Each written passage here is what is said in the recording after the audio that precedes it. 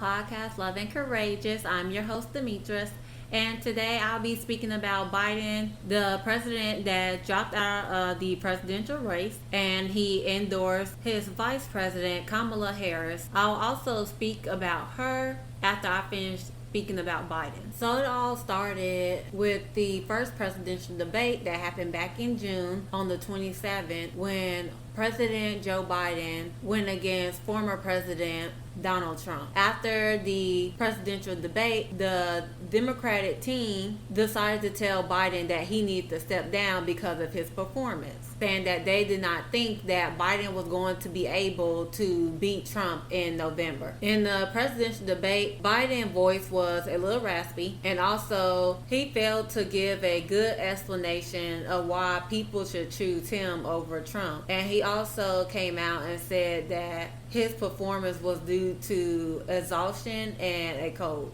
He also said that the country should not overshadow the accomplishments that he can complete in office just because of one bad day. There were 37 congressional Democrats, including Independent Senator Joe Manchin, who was previously in the Democratic Party. They all called on Biden to drop out of the election. They also argue if he sincerely believed that Trump is a threat to democracy, that he should put his country first and stand down. Now, Biden was fighting back and was holding numerous calls and meetings with the Democratic officials to strengthen up the support within the Democratic Party.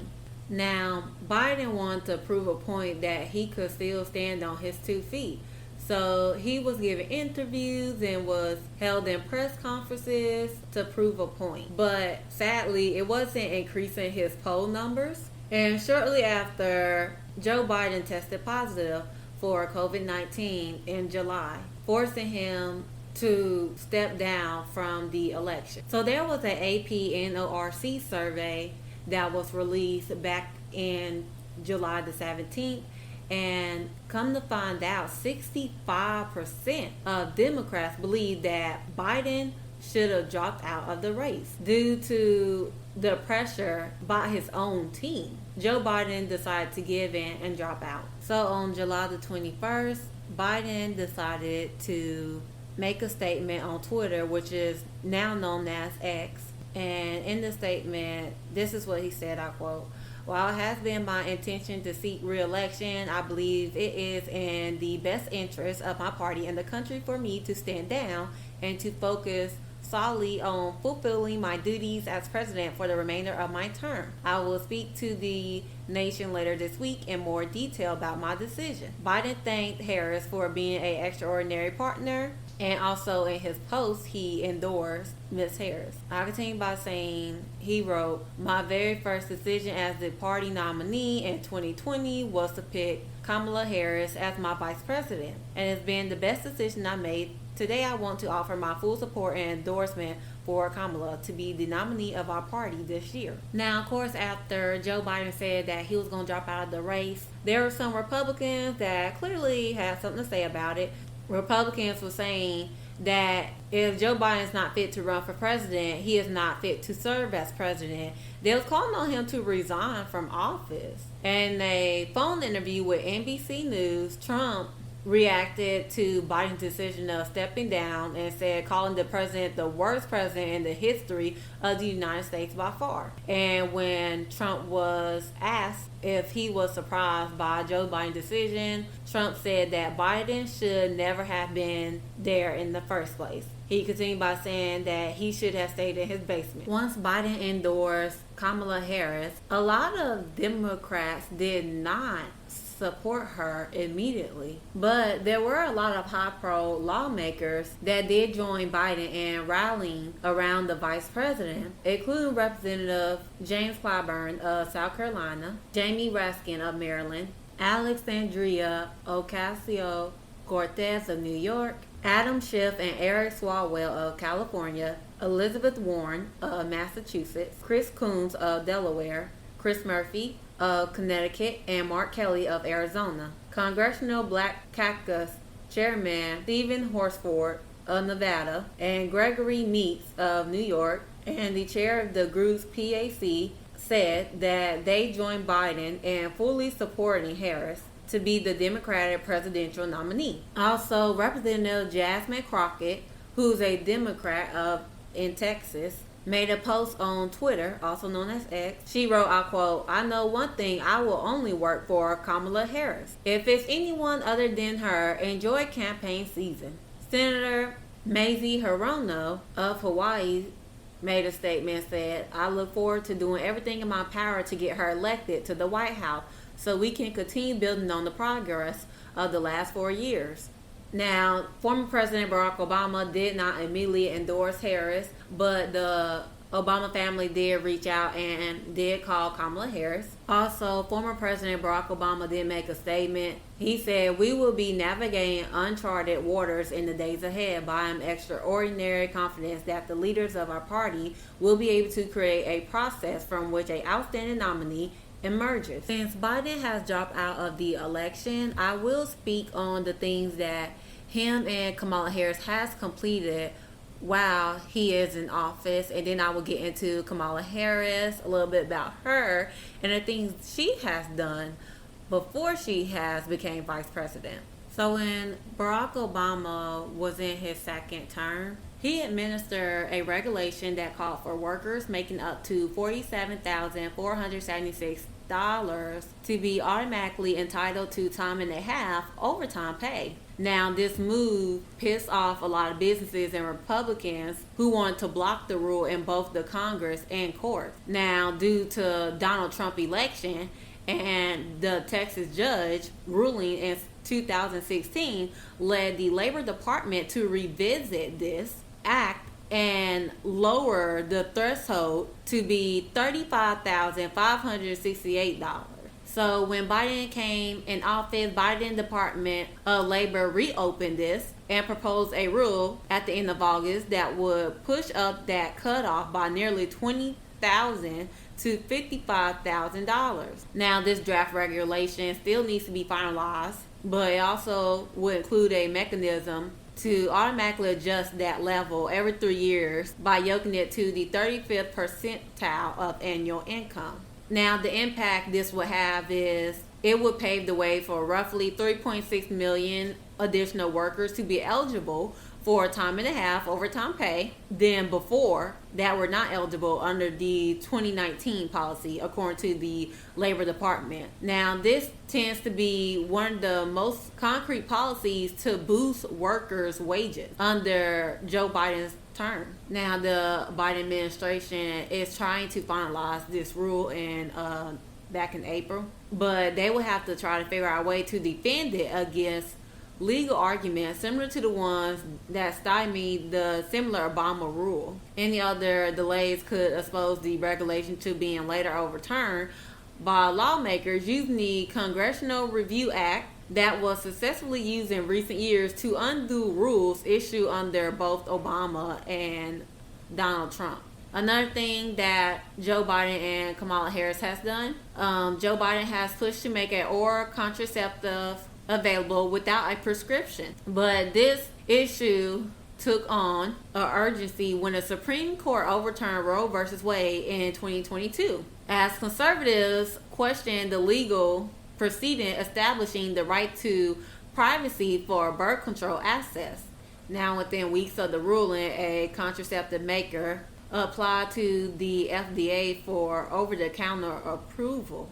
Now, despite concerns from FDA scientists about consumers of the drug's proper use and risk, in July 2023, the agency endorsed making the pill available over the counter. The impact of this bill, CVS and Walgreens have started to carry the contraceptive called Opill once it became available early this year. Now, reproductive rights advocates say a OTC or a contraceptive will make birth control access more equitable by reaching people who can't afford or easily visit a healthcare provider for a prescription. Okay, another thing, gun violence prevention and gun safety. Now, there has been a lot of gun violence in America, and after the 2022 massacre that ended up 19 children and 2 teachers dead in Texas. The Biden administration called for stricter gun legislation. Uvalde in Texas spurred the first significant gun safety law in 30 years, which Biden signed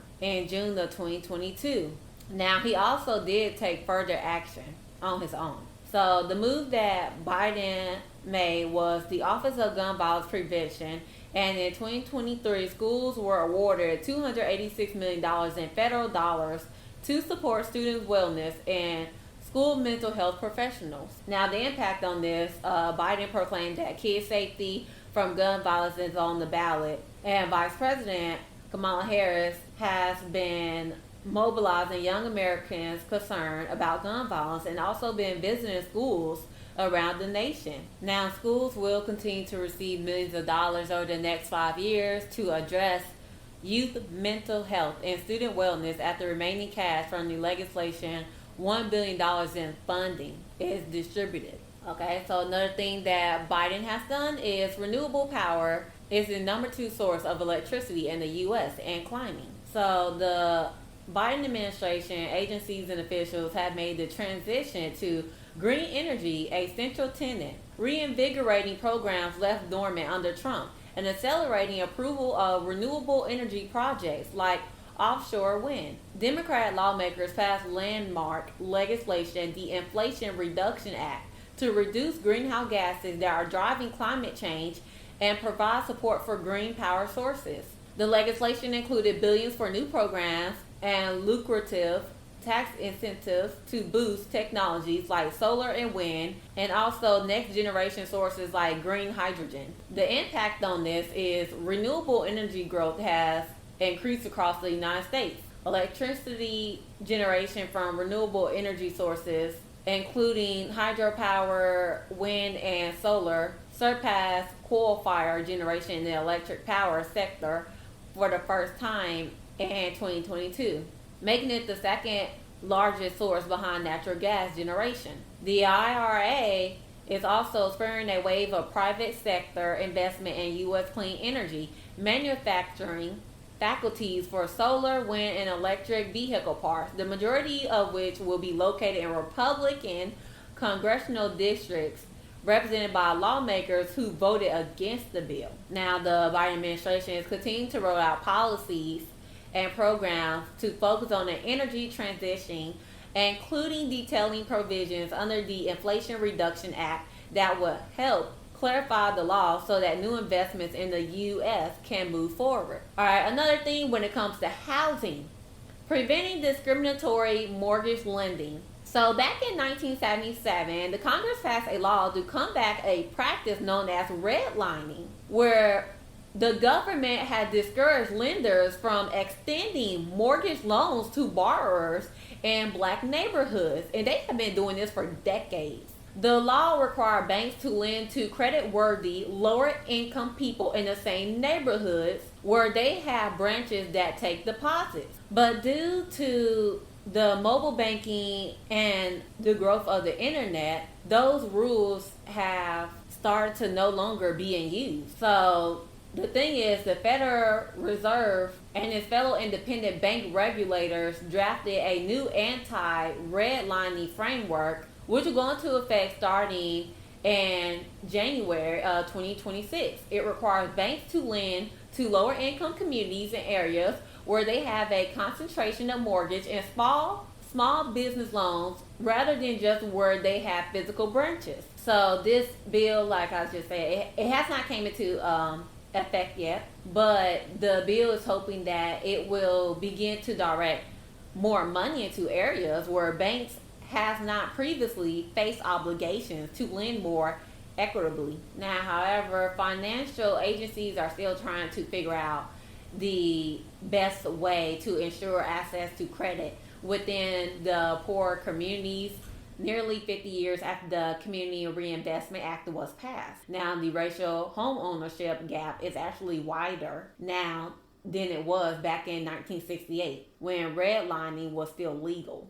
Another thing is consumer banking. So a sweeping crackdown on junk fees and overdraft charges. So Biden has touched on this to eliminate junk fees. The hidden charges that come as a surprise to the consumer, taking aim at the fees levied by airlines, cable companies, concert ticket sellers, and hotels and other businesses. The Consumer Financial Protection Bureau back in 2022 launched an initiative. The Consumer Financial Protection Bureau back in 2022 launched an initiative to expand the crackdown to target financial fees, training its scrutiny in particular on credit card late charges and the insufficient fund fees that banks impose. So this is basically, I'm going to go into what the bill is basically doing. So the Consumer Financial Protection Bureau released a long-awaited proposal to cut the fees that large banks and credit unions can charge consumers for overdrawing their accounts. The proposal will allow banks to charge fees to cover the costs and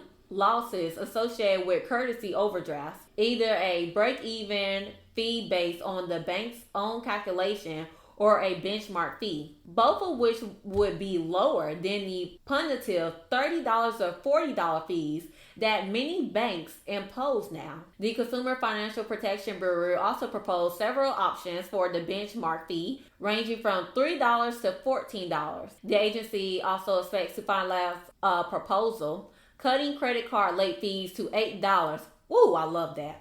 The impact on this is that the Consumer Financial Protection Bureau expects this overdraft rule to save consumers up to $3.5 billion a year. While large banks have already dramatically pared back overdraft fees in recent years, they remain a source of significant income for many smaller banks, and the financial services industry is gearing up for a major fight over the proposed rule. Now, lenders argue that unlike hidden resort or concert charges, the fees they impose are disclosed and serve a purpose by deterring poor financial behavior. Republicans have also pushed back on this proposal, arguing that they will reduce access to credit and raise the cost of banking for all consumers, including those who have prompt credit card payments and don't overdraw their bank accounts. Now, a GOP administration will likely try to roll back both rules. Okay, another thing when it comes to Wall Street. So, forcing Chinese companies to open their books. Since the Enron and WorldCom scandals, America has allowed companies to publicly list their stocks only if they agree to let federal watchdogs review their auditors' work. Now, for years, Beijing authorities, citing national security concerns, refused to allow the American inspectors to examine the books of China and Hong Kong-based companies. Now, Biden regulars finally forced their hand with the help of Congress and even Donald Trump. So basically what this did was Washington negotiators secured a landmark deal back in 2022 of August that will give American inspectors at the Public Company Accounting Oversight Board, the top U.S. accounting watchdog, unprecedented access to the audits of Chinese and Hong Kong-based firms trading on the New York Stock Exchange and NASDAQ. The deal was reached after passage of a 2020 bill, which Trump signed into law in his administration days, that would have given the non-compliant companies the boot if they did not agree. Now, the impact that this act has had is that China has held up its end of the deal. 4 months after the agreement, the PCAOB confirmed it was able to fully review the Chinese company's audits. The inspections eventually resulted in $7.9 million in fines and sanctions against 3 China-based firms and 4 individuals. SEC Chair Gary Gensler, whose agency oversees the PCAOB, has endorsed the deal as a success that has better protected American investors. Now, even though China is still cooperating, the U.S.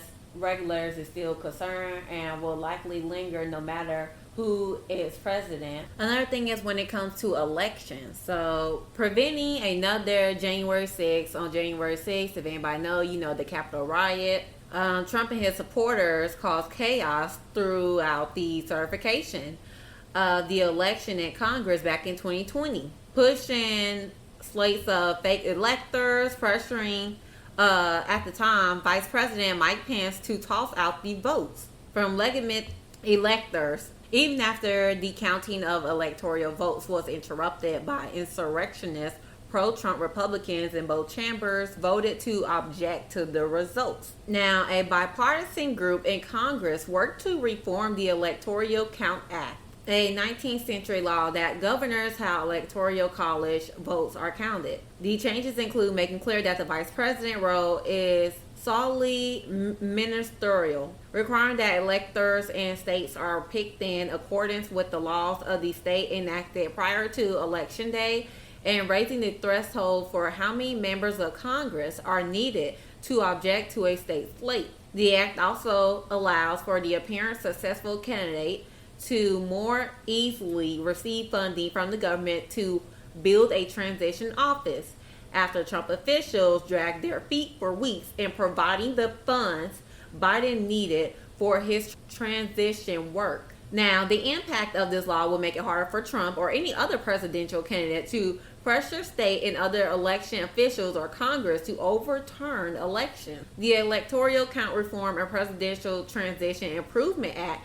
did address significant weaknesses that Trump exploited in his last attempts to hold on to power. Now, Biden has committed to passing broader voting rights legislation to forestall other types of election misdeeds and fell short. His administration went all in on passing various iterations of a bill that would have dramatically remade American elections, but those efforts were rebuffed in the Senate by Senator Joe Manchin and Christine Sinema, who refused to gut the filibuster to do so. Now, however, Republicans were pissed off about the fact that Joe Biden accused them of presiding over Jim Crow in the 21st century. So another thing that Joe Biden has done while he is in office is building armies of drones to counter China. So Biden Pentagon unveiled the Replicator program that is an effort to build thousands of relatively cheap and quickly replaceable drones that can work together to attack swarm and medieval enemy defenses. The goal is to have the drones up and flying within 2 years. The program says it is more reliant on IA software installed on existing drones than actually building new systems. Now, the impact on this, once it's implemented, is the U.S. would potentially be positioned to assume real leadership in unscrewed and AI-enabled technology, an area where it has always been strong, but where other countries have started moving faster. Tech firms and lawmakers still want more specifics on how this is all supposed to work, but if things go as planned, the success of the program would be a major win for the White House. Another thing is the nation's farm get big bucks to go climate smart. So agriculture produces about 10% of U.S. carbon emissions, and it's been a priority on Biden's plan to nudge the nation's farmers and ranchers towards greener, less carbon intensive ways of producing food. So Democrats use their marquee climate bill, the Inflation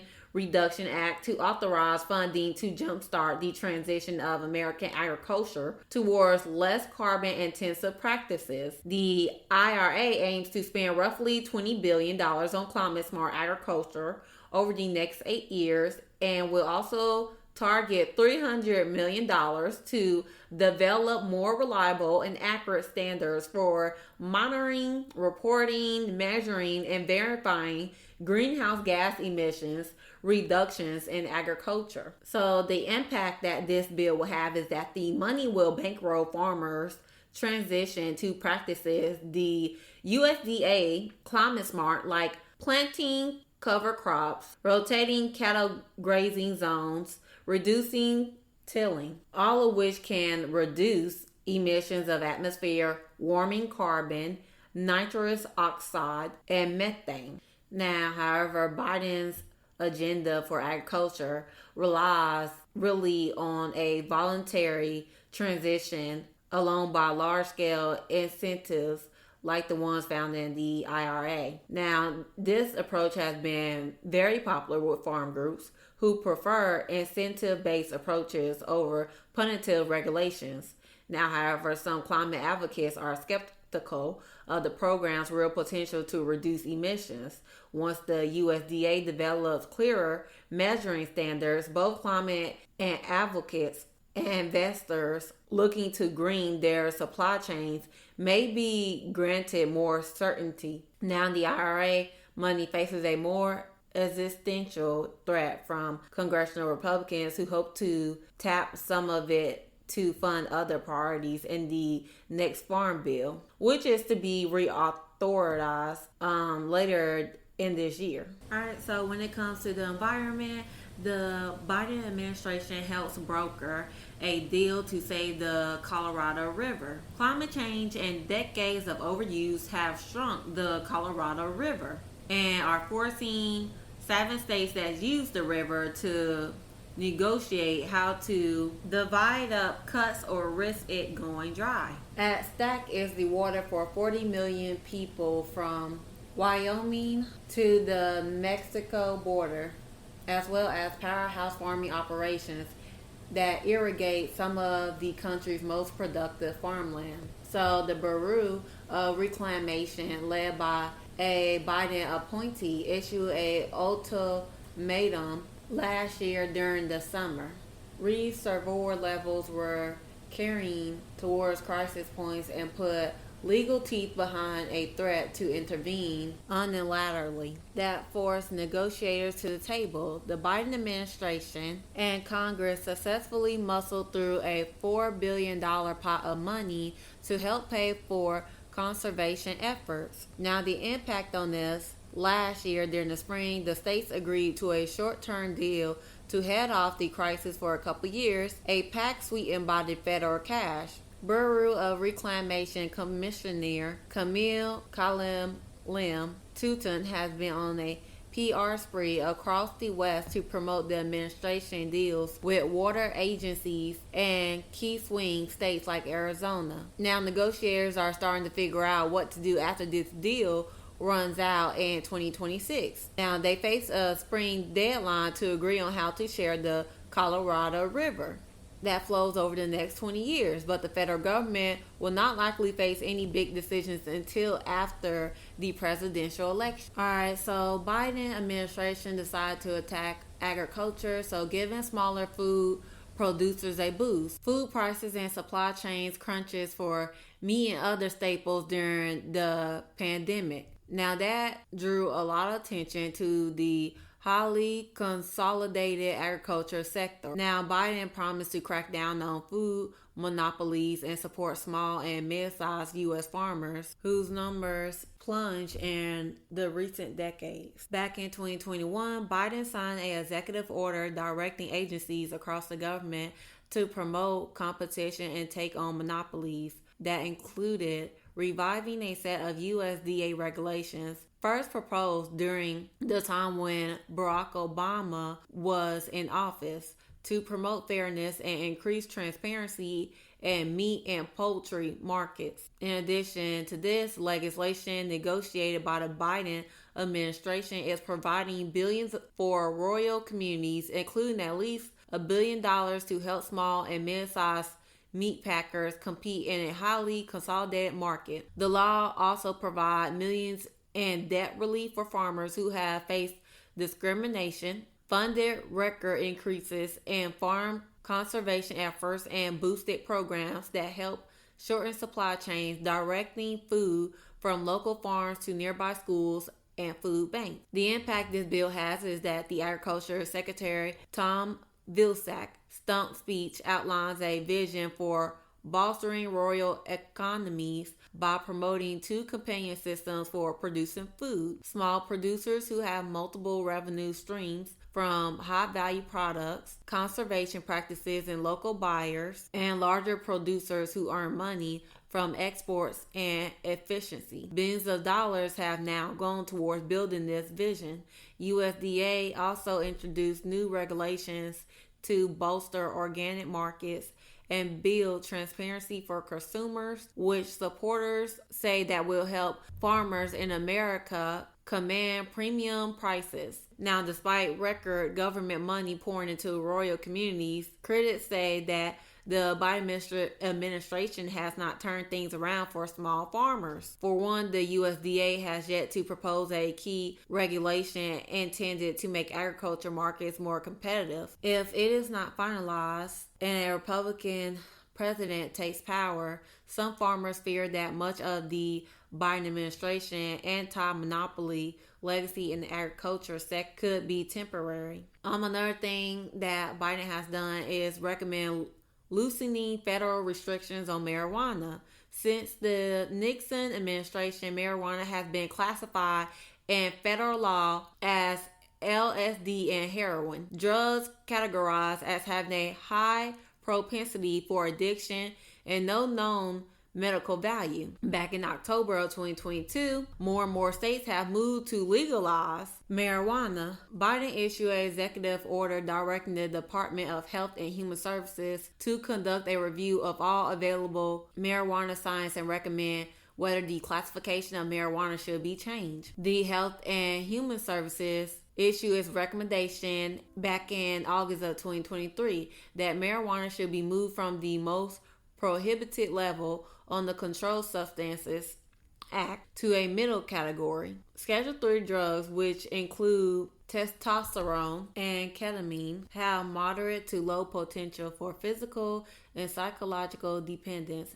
It's now up to the Drug Enforcement Administration to make a final determination about the proper classification of marijuana, with a decision expected sometime this year. So the impact that this will have is a move to Schedule 3 would be the biggest change in U.S. drug policy in more than half a century. It will make marijuana much easier for researchers to study, which could give politicians and regulators a better idea of how best to write laws concerning marijuana. It will also lift tax burdens on the marijuana industry that apply only to the more severe Schedule 1 and 2 drug categories. If that tax burden is lifted, there's a strong possibility the struggling weed industry would see its financial prospects brighten. Changing the classification of marijuana would not have any impact on federal illegality. Now, even though more states are legalizing and regulating marijuana in the past few years, federal law has remained unaltered for decades.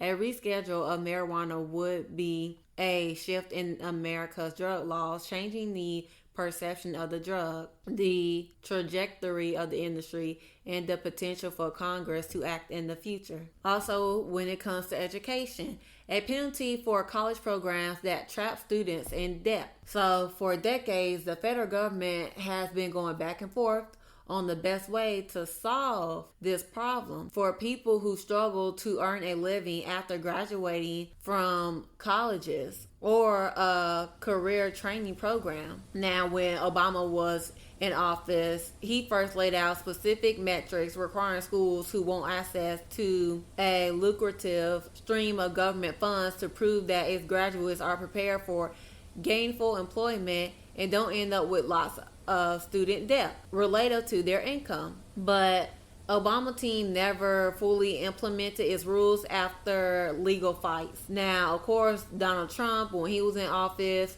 they scrapped the effort. Then when Biden got in office, he tried to revive Obama's plan with a little twist. So starting this year in July of 2024, career training programs could lose federal funding if their graduates leave with lots of student debt relative to their earnings, or if the typical graduate earns roughly less than $25,000 a year. A similar concept will also apply to many colleges and universities that receive federal aid. Schools will have to warn students if they fail Biden's new debt and earning metrics, though only low-rated career programs would face a loss of funding. Now, the impact that this law will have is that the Education Department has estimated that nearly 1,700 programs will fail to meet the administration's new standards. Another 400 graduate programs at nonprofit and public universities will also be forced to notify their students that they failed. More than 800,000 students are collectively enrolled in these programs. The department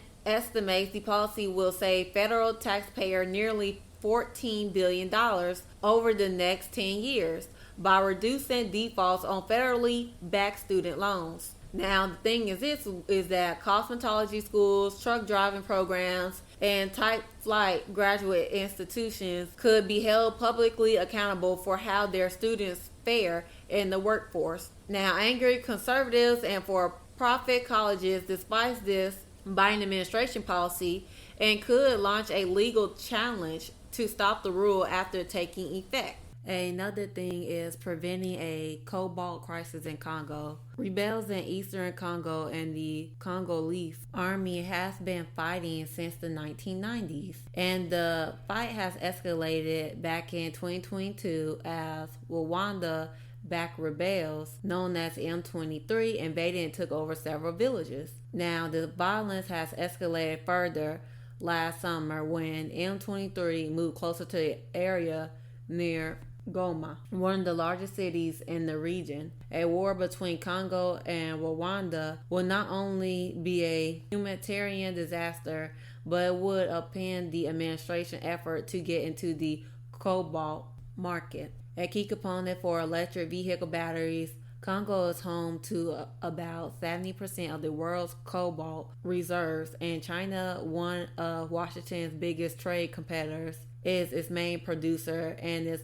supporting M23 with drones. Now, the move that Biden has made is dispatch one of his top intelligence officials to the region last year to broker a pause in fighting. Director of National Intelligence Avril Haines met with the president of Congo and Rwanda and laid out a plan for de-escalation, including that Rwanda move its military back from the front lines and Congo grounds its drones.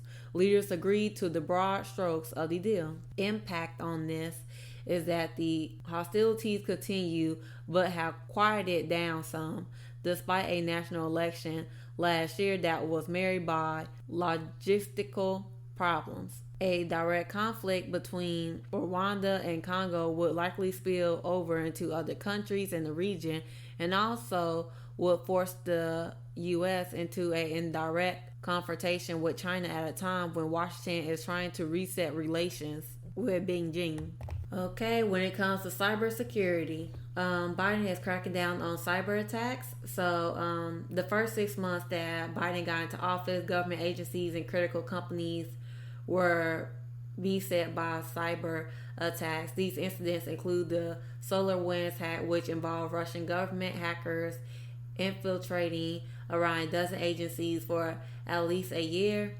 Ransomware attacks were also a major source of concern, with the administration forced to reckon with Colonial Pipeline, the source of almost half of the East Coast fuel supply, shutting down operations back in May of 2021. In the years since, cybersecurity concerns have only increased, including a Chinese link breach last year that impacted email accounts at the Commerce and State Departments, skyrocketing new vulnerabilities opened up by the use of artificial intelligence technology. So this is something that the Biden administration have done. So back in March of 2023, the White House released a national cyber strategy, the first one since 2018. The strategy has 5 pillars, including strengthening international cyber diplomacy efforts, securing emerging critical technologies, and taking more aggressive steps to disrupt hacking groups. The strategy also made clear that the Biden administration intends to take a strong approach to issuing new regulations for critical sectors, for example, healthcare or electricity. The impact of this is the strategy outlined the goals and established a path for the federal government to reduce the threat of cyber attacks when paired with a implementation plan for the strategy released in July. Now, this is now firm agenda item for enhancing security. Now, while cyber attacks have not slowed down since the release of the strategy, the federal government has a solid roadmap for the years to come on how to respond to these cyber attacks. Okay, so when it comes to healthcare, the Biden administration was making medication more accessible through telemedicine. So during the COVID public health emergency, the federal government took several steps to make it easier to access health care through telemedicine. Most of these measures have ended, but one of the regulations that Biden held in place allows many controlled substances like Adderall for ADHD treatment, testosterone for gender affirming care, and buprenorphine to treat opioid use disorder to be prescribed without first having an in-person visit. In-person visit requirements have traditionally been used to prevent fraud and abuse. Due to this act, the Drug Enforcement Administration proposed requiring that patients see a doctor in person after initial 30-day supply of medication obtained virtually for buprenorphine, testosterone, and ketamine for depression, and requiring in-person visits for Adderall to be prescribed. That sparked a firestorm of criticism from treatment advocates and lawmakers on both sides of the aisle. The DEA has now extended the ease prescribing rules through the end of 2024. It plans to issue final regulations this year. So the impact that this has had is that the treatment advocates say that prescribing addiction treatments through telehealth offers improved access to care, especially for hard to reach patients like those with opioid addiction, and removes barriers associated with travel. After several years, many patients have become accustomed to receiving such care virtually, but some startups have drawn DEA scrutiny after allegedly overprescribing powerful stimulants like Adderall. Telehealth has become a booming industry since the pandemic, with telehealth usage about 30 times higher than before the pandemic. The DEA says it hopes to balance expanding access to treatment with avoiding misuse. Also, when it comes to oil, in America, the country is producing more oil. So when Biden came into office, he promised to slash oil production on public land. Canceling the Keystone XL pipeline during his first week in office seemed to confirm the image of him as a president who would happily restrain the country's oil industry while showering the renewable energy industry with government dollars. But things turn out a little different. So the move is that Biden been using government largesse to stimulate the renewables industry, but he also done little to check the short-term growth of oil after the COVID-led economic downturn and Russian invasion of Ukraine caused a supply shock in the crude markets that drove U.S. gasoline prices up in 2022. The White House made an uneasy but real embrace of the oil industry to help bring down gasoline prices. So the impact on this is that the U.S. oil production is at record levels and is expected to go even higher next year. U.S. production is humming along at more than 13 million barrels per day and growing. That's a gusher at top levels that then President Trump and GOP backers used to boast about. Exports are also on the rise as domestic fuel consumption has slowly come off the highs experienced a decade ago, meaning that every new barrel of oil produced in the United States is more likely to head overseas. Gasoline is now below $3 a gallon in many parts of the country. Demanding a all-of-the-above policy that includes all forms of energy has become cliche among lawmakers. Under Biden, that may have become a reality few politicians will want to discuss. Democrats don't want to alienate their greenbackers on the left who accuse the administration of abandoning its climate focus, while the Republicans are loath to admit that Biden's oil boom is bigger than Trump. And the last one that I want to talk about is when it comes to fixing bridges, building tunnels, and expanding broadband. So in Biden's first year, Biden clinched a infrastructure deal that opened the spigot for $1.2 trillion of investment to the nation's roads, water lines, broadband networks, airports, and more. 2 years later, projects that have been languishing for years, like replacing a 110-year-old Amtrak tunnel that's become a choke point into New York City, and outdated and congested bridge between Kentucky and Ohio, are finally moving forward. Now, the impact on this project is that it will take years to complete. Of the 40,000 plus projects that have gotten underway since the law was signed, a very small handful have had ribbon cuttings. The new Amtrak tunnel isn't scheduled to open until 2035. The administration is putting signs on as many projects as possible, declaring they were funded by President Joe Biden's bipartisan infrastructure law while they're under construction, but that's not the same as people connecting that money to things that improve their everyday life. Still, the law is having economic impact, so the construction industry has added 670,000 jobs since Biden has took office. So those are some of the things that Biden has done while he is serving his last term. And now I'm going to get into the things that Kamala Harris have done. But before I get into the things she has done as vice president, I want to get into the things that she has done as an attorney general. So Kamala Harris used to be a prosecutor before being elected to San Francisco District Attorney in 2004. She served this role between the years of 2004 to 2010. And in 2010, she became the California Attorney General until 2017 when she decided to join the U.S. Senate after being elected back in 2016. So here are some things that Kamala Harris has accomplished as a prosecutor. One, when it comes to homeowner protections. So Kamala Harris and other attorneys generals have reached a multi-billion-dollar deal with 5 U.S. banks that settle over flawed mortgage foreclosure practices. And in this deal, it gave relief to those people who were affected by this practice, with the average eligible homeowner receiving $20,000 in mortgage aid. Also, another thing she has done is oppose the death penalty. Back in 2014, she appealed that it's unconstitutional. She made a statement saying, "I am appealing the court's decision because it is not supported by the law and it undermines important protections that our courts provide to defendants." Now, fast forward to 2020, Kamala Harris pushed for a federal moratorium on the death penalty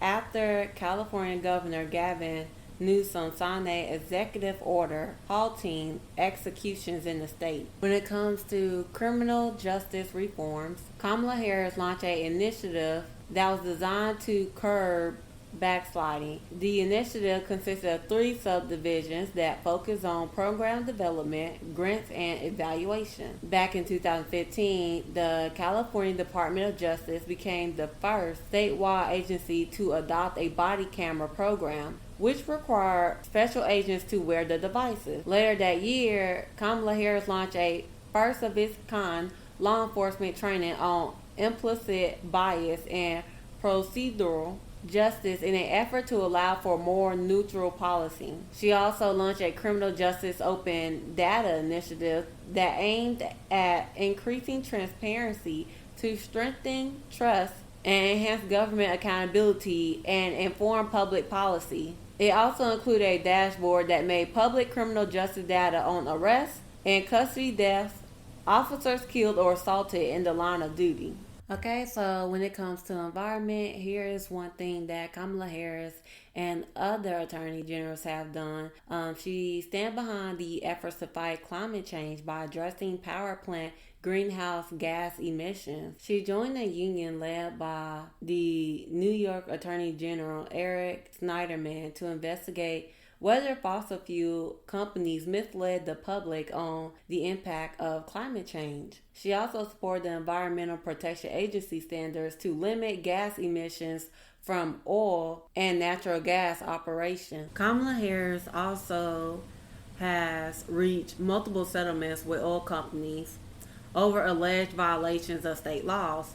Back in 2011, she announced a $24.5 million settlement with Chevron over allegations it violated state hazardous materials and waste laws. She also did a settlement with BP West Coast back in 2016 for alleged violations of state laws governing the operation and maintenance of underground gasoline tanks. She also defended in California's court low carbon fuel standard and the state cap and trade program, which charges businesses for carbon emissions. And the last thing that I will mention is when it comes to student borrowers and for-profit colleges. So back in 2013, Kamala Harris began an investigation on a Corinthian colleges and its subsidiaries, alleging that the for-profit college engaged in false and deceptive advertising,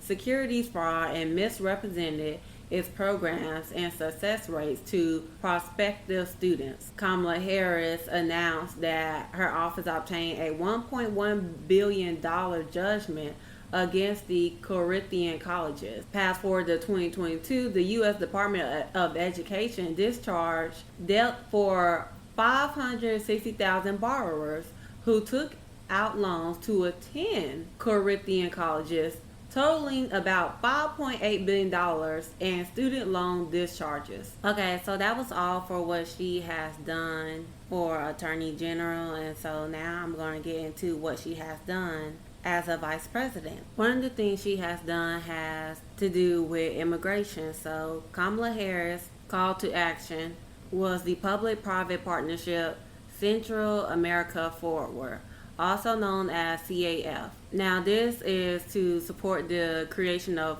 local jobs and other measures in order to slow the flow of mass migration. CAF has generated more than $5.2 billion since it has been launched back in 2021, and it includes more than 50 companies and organizations that have been committed to supporting economic growth in Central America region. The entities represent the textiles, financial services, apparel, agriculture, technology, telecommunications, nonprofit sectors, and others. Another thing that Kamala Harris has done is when it comes to voting rights. She pushed for Congress to pass the John R. Lewis Voting Rights Advancement Act, which would have extended the protection of the 1965 Voting Rights Act and require federal approval for some local election law changes. Now, back in 2021, the bill did not receive the amount of votes that it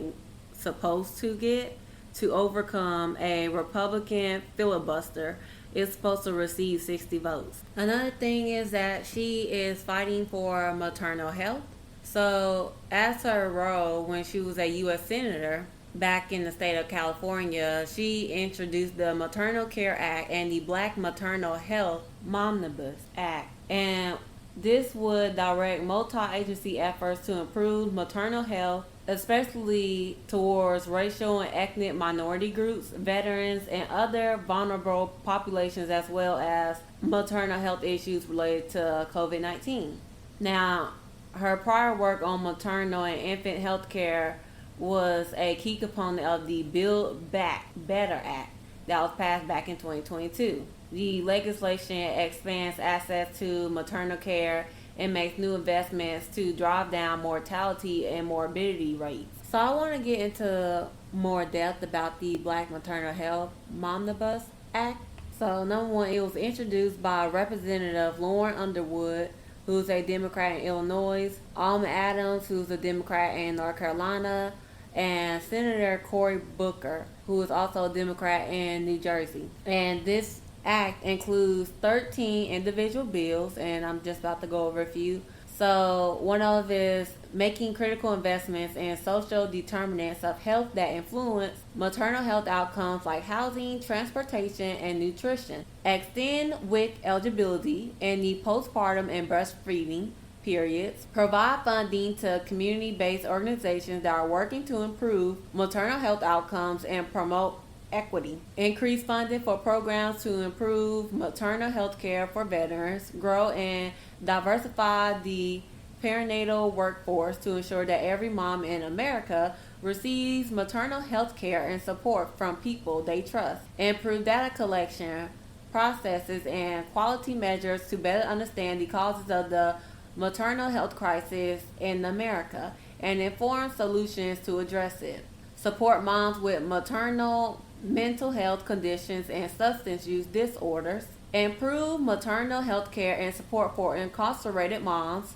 Invest in digital tools to improve maternal health outcomes in underserved areas. Promote innovative payment models to incentivize high quality maternity care and non clinical support during and after pregnancy.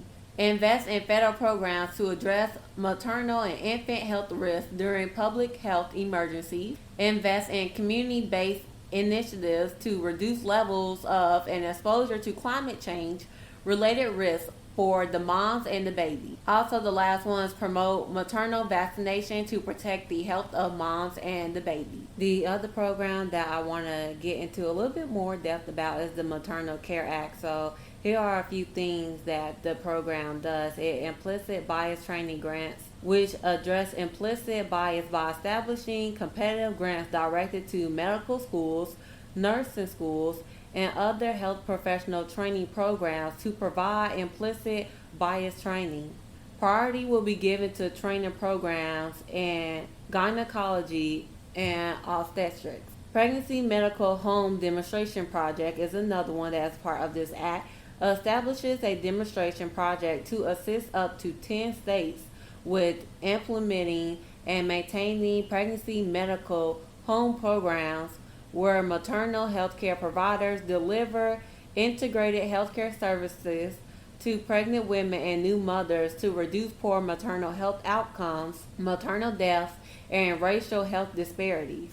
And also the Build Back Better Act. One thing that it invests in securing universal preschool for 3 and 4-year-olds so that children can go on to live healthier, happier, and more productive lives. The bill invests a total of $390 billion for the Child Care Initiative and the Universal Preschool Initiative. Under this bill, there will be free, high-quality preschool for 3 and 4-year-olds, and communities will have resources to help them provide a healthy and safe environment for preschool programs. There are other things that are in this bill, but I'm not going to go through all of it. It's just some things: lower health care costs, lower child care and family care costs, debt relief for farmers, providing $9 billion in investments to HBCUs, TUCs, and MSIs. So there are a lot of things that are also in this act.